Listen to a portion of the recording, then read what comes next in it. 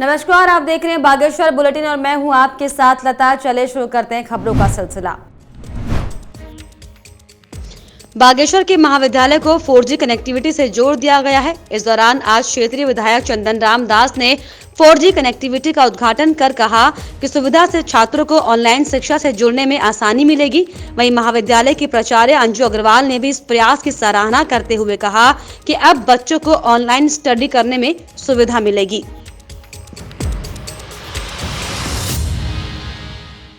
ये कोविड के समय में जो आजकल महाविद्यालय और शिक्षण संस्थान बंद चल रहे थे, ऑनलाइन कक्षाएं लेने की व्यवस्था थी और इसके लिए इंटरनेट कनेक्टिविटी की ज़रूरत बहुत ज़्यादा महसूस की जा रही थी। सरकार और विभाग के प्रयास से ये सभी महाविद्यालयों को जो 4G कनेक्टिविटी प्रदान करने का जो ये निर्णय लिया गया है, ये बहुत ही प्रशंसनीय है। और उसी क्रम में आज हमारे महाविद्यालय में माननीय विधायक जी द्वारा 4G कनेक्टिविटी का उद्घाटन किया गया है। ये निस्संदेह हमारे प्राध्यापकों के लिए और छात्र छात्राओं के लिए बहुत ही लाभदायक होगा और इससे सभी फ़ायदा उठा सकेंगे और हमारा जो ऑनलाइन शिक्षण है वो इससे और अधिक आसान हो जाएगा। और इसी के साथ जो हमारी ई ग्रंथालय, ई लाइब्रेरी का जो शुभारंभ हुआ है, उसका भी फ़ायदा छात्र छात्राएँ और प्राध्यापक उठा सकते हैं। जीके डिजिटल इंडिया कार्यक्रम के तहत पूरे प्रदेश के महाविद्यालयों को 4G कनेक्टिविटी से जोड़ने की जो मुहिम शुरू हुई है, उसकी जो द्वितीय चरण में यहाँ पंडित बद्रीदत्त पांडे पीजी कॉलेज बागेश्वर को आज 4G कनेक्टिविटी का शुरुआत हुई है। इसके लिए मैं महाविद्यालय परिवार को, छात्रों को, सभी लोगों को बहुत बहुत बधाई, बहुत बहुत शुभकामनाएं देता हूं। माननीय प्रदेश के उच्च शिक्षा मंत्री बागेश्वर आए थे। उन्होंने यहाँ सभी पीजी कॉलेजों को ये 4G कनेक्टिविटी से जोड़ने की घोषणा की थी। 8 अक्टूबर को पूरे प्रदेश के 4 महाविद्यालयों को गरुड़ सहित मैंने 4G कनेक्टिविटी का उद्घाटन किया था। आज द्वितीय चरण में बागेश्वर महाविद्यालय को ये 4G कनेक्टिविटी का लाभ दिया है। बागेश्वर जिले में भी आज सुबह से ही लगातार मौसम का मिजाज बदलता हुआ नजर आया। इस दौरान सुबह चारों तरफ कोहरे की चादर थी तो दिन में रिमझिम बारिश रही। मौसम विभाग की जानकारी के मुताबिक ऊंचे इलाकों में बर्फबारी होने की वजह से निचले इलाकों की ठंड बढ़ गई है। साथ ही साथ ठंड बढ़ने से जिले के अस्पतालों में मरीजों की संख्या में इजाफा भी देखने को मिला है।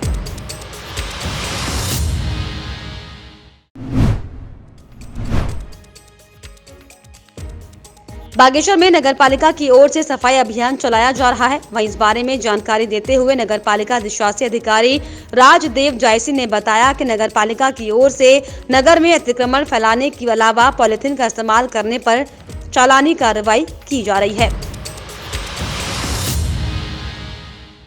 जो हम प्रतिदिन अभियान चला रहे हैं उसमें हमारा जो मकसद है, जो हमारा कार्य है, वो ये मकसद ये है कि हम प्लास्टिक का लोग प्रयोग न करें, पॉलीथीन कैरी बैग का प्रयोग न करें, थर्माकोल या प्लास्टिक के कप, प्लेट, ग्लास ये सब यूज़ हो रहा है। ये जो पर्यावरण के लिए बहुत ही खतरनाक है और इसका कोई रीयूज नहीं है, तो इसलिए इसको रोकने के लिए चूँकि 2010 में ही इस पर प्रतिबंधित हम लोगों ने नगर पालिका ने कर दिया था।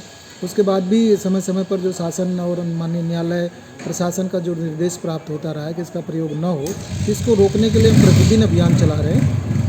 उसका परिणाम ये हो रहा है कि अगर कोई अभियान के दौरान कोई इस तरह के प्रतिबंधित चीज़ें स्टोर कर रहा है, कोई व्यापारी बेच रहा है या कोई यूज कर रहा है, तो उस पर हम रोकने के लिए अभियान चला रहे हैं। हमने इसके लिए प्रचार प्रसार कर दिया, पेपर मीडिया में दे दिया, आपका इलेक्ट्रॉनिक मीडिया भी इसमें समय समय पर करती रही है। उसके बावजूद भी जो लोग नहीं मान रहे हैं, तब फिर हम उनका चालानी कार्रवाई कर रहे हैं। उसके साथ साथ अभी बीच में आपने सुना था कि कुछ व्यापारी बंधु हमारे जो कुछ अपना जो व्यवसाय कर रहे हैं उसकी सामग्री थोड़ा दुकान से काफ़ी बाहर कर दे रहे हैं, तो उससे जो आवागमन में दिक्कत आ रही है, तो उस पर भी अभी हम अभियान चला रहे हैं। उनको भी हम अभी रिक्वेस्ट ही कर रहे हैं उनसे कि आप अंदर कर लीजिए, और करा रहे हैं, मौके पर जाके अंदर करा रहे हैं। लोग बात को मान भी रहे कर रहे हैं और हमको ये हिदायत भी दे रहे हैं कि अगर आप एक दिन तो हम आपको बता के जा रहे हैं, करके जा रहे हैं, लेकिन दूसरे दिन भी अगर आपका यही स्थिति रहे तो फिर हम उन पर जुर्माने की भी कार्रवाई करेंगे।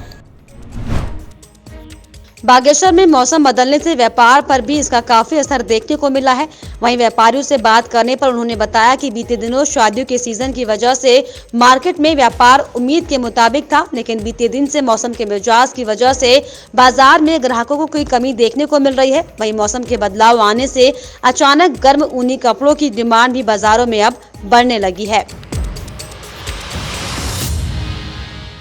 आज इस मौसम की पहली बरसात अगर देखा जाए स्वास्थ्य की दृष्टि से तो बहुत आनंद लग रहा है, लेकिन अगर व्यापारिक दृष्टि से देखें तो आज बिल्कुल शून्य का सा आभास हो रहा है।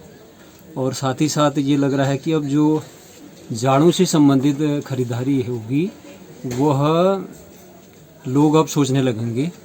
आज बहरहाल आज के दिन तो व्यापार बिल्कुल शून्य में रहा है और हल्की सी ठंड की जो एक फुहारें, और लग रहा है कि दुर्गम क्षेत्रों में प्रथम हिम से आच्छादित जो पर्वतों का अवलोकन है इस बार हो रहा होगा। और बीते बारातों के सीज़न में इस बार बहुत सारे जो 2-3 सीज़न से पहाड़ों में शादियां रुकी हुई थी वो सभी लोगों ने इस बार अपने घरों में बारात का आयोजन करवाया। और व्यापार की दृष्टि से देखें तो बहुत अच्छा, लॉकडाउन के बाद जो व्यापारिक प्रतिष्ठानों में एक प्रकार से ताले से पड़ गए थे और मायूसी हो गई थी दुकानदारों को कि यह वर्ष व्यापार होगा या नहीं होगा, तो उस दृष्टि से देखा जाए तो काफ़ी हद तक ठीक रहा कारोबार।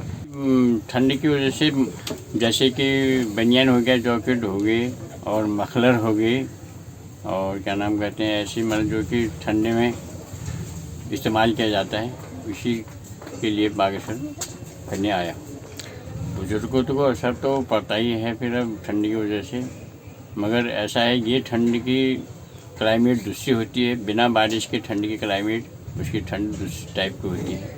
इसमें थोड़ा नरमता भी होती है बारिश की ठंड में, और जो खुशक ठंड होती है उसमें कुछ दूसरा ही माहौल बनता है।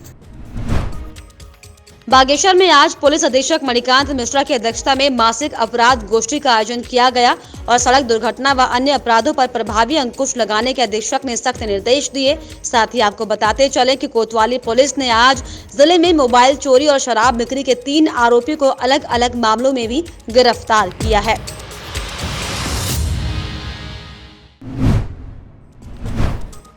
बागेश्वर में लगातार बढ़ रहे कोरोना मामलों को देखते हुए मुख्य चिकित्सा अधिकारी डॉक्टर बीडी जोशी ने जिले में लोगों में एहतियातन बरतने की अपील की है।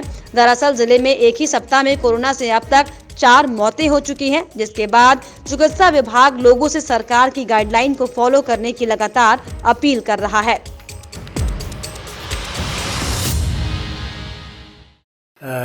अभी पिछले हफ्ते हमारे यहाँ कोरोना से 4 लोगों की डेथ हो गई है। इस बारे में मैं ये बताना चाहता हूँ कि चारों व्यक्ति जो हमारे हॉस्पिटल में पहुँचे थे वो सब ऐसी कंडीशन में थे, काफ़ी सीरियस कंडीशन में थे, जिनको डायरेक्ट ऑक्सीजन में रखाना पड़ा। उनका ऑक्सीजन लेवल काफ़ी कम था, सीधे आईसीयू में एडमिट करना पड़ा और उनको बचा नहीं पाए, और हम टाइम रहते उनको बड़ी जगह भी नहीं भेज पाए।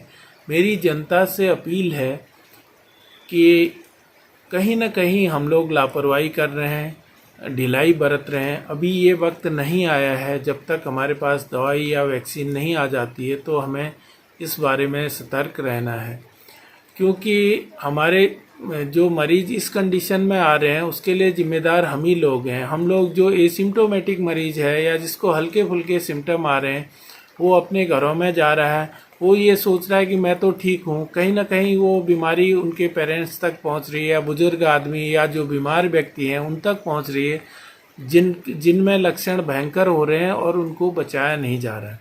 इस बीच बागेश्वर डिस्ट्रिक्ट में हमारे केसेस में भी अचानक बढ़ोतरी आई है, केसेस काफ़ी पॉजिटिव आ रहे हैं, जिसका कारण इस बीच शादियों में लोगों का इकट्ठा होना या दिवाली का टाइम या त्यौहार, इनकी वजह से भी हम लोग ये केसेस जो हैं बढ़े हैं। और कहीं ना कहीं हम लोग डिस्टेंसिंग है, मास्क है और हाथ धोने वाले जो प्रिकॉशन ले रहे हैं उनमें भी हम ढिलाई बरत रहे हैं। तो हमें ऐसा कोई काम नहीं करना है।